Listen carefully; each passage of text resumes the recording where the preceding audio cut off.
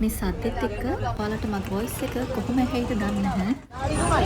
මට හරියයි දකුණට හරවන්න. දන්නේ නැතුව තමයි ආවේ මෙතන. මේ වගේ උත්සවයක් තියෙනවා කියලා කොහොම හරි අද නළුව කෝවිලේ උත්සවයක්. හැබැයි අපි මේ යන්නේ කෝවිලට නම් නෙවෙයි. කොහොම හරි අපි ආව වාහනේ අගදිම නතර කළා. පොලිසියෙන් කිව්වා යන්න බෑ කියලා මේ පාරේ. ඒ නිසා ඉතින් වාහනේ ඉඳලා ඒකට පයින් යන්න තමයි වෙන්නේ. කොහොම හරි ඉස්සෙල්ලා චුක්ක අපිට ටිකට යන්න අමාරුයි. ඒ නිසා අපි ගත්තා මෙන්න මේ වගේ මොනර පිහාටුවක්.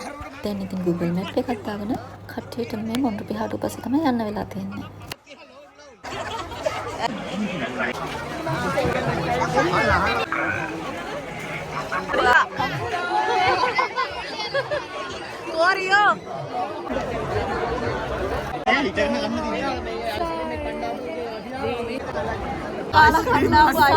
කිලෝමීටර් දෙකක් විතර පයින් ඉඳලා ගාඩිය දාගෙන අයිස්ක්‍රීම් එකක් කන්න ආවම ඒක ගන්න ඉන්න සෙනඟ.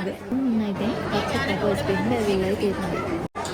මේ මාර එක්ස්පීරියන්ස් එකක් අයිස්ක්‍රීම් කියන්නේ. අපිට මේක ඇත්තටම අපිට හිතුණා මේ අයිස්ක්‍රීම් එක කන වෙලාවේදී කට්ට කෑවට කිසිම ප්‍රශ්නයක් නැති කියලා. මොකද ඇත්තටම අයිස්ක්‍රීම් එක රහයි. දැන් ඉතින් රෑ 11ක් පහ වෙලා ආයෙමත් ඉතින් අර කිලෝමීටර් ගානම අපි පයින් යන්න ඕනේ වාහනේ ළඟට. ඔක්කොම අයිස්ක්‍රීම්. ඉතින් අපි කට්ට කාලා අයිස්ක්‍රීම් එක වගේම ඔයාලට මේ වගේ අත් එකක් නැති. එහෙනම් ඒ ගැනත් කමෙන්ට් එකක් දාගෙන යන්න. ඔයා channel එකට අලුත් කෙනෙක් නම් subscribe කරන්න. නම් ගිහින් එන්නම්. bye bye.